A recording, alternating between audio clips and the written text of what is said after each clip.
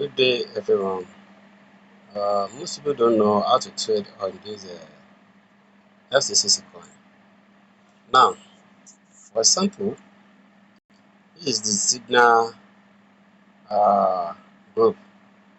Once it is 6:49 p.m., you come to this group. You can see look at the time they posted the signal. So you now this signal take just 5 minutes. Take just five after 5 minutes, the signal will expire. So now if they send the signal like this, what you need to do is look at the trading fair. Look at the trading fair. The trading fair say fee slash USDT. Now let's go and look for fee slash USDT. You can see this is it. This is it there. Fees slash USDT. If you want to locate this, just from your home, you can see it. I'm still at my home, so just scroll down, then you locate fee slash USDT. Click on it. When you click on it, the trade said you now the trade chair said we should trade on up. You can see it. Said distraction, which what we are going to trade on is up. This is it. You click on call. Call means up. If they say down means put. So you click on call. When you click on call, then you go back to the group. Go and look for transaction time. Transaction time, which is 60 seconds.